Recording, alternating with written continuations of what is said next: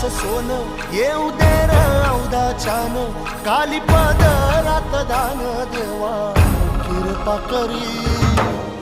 धावत ये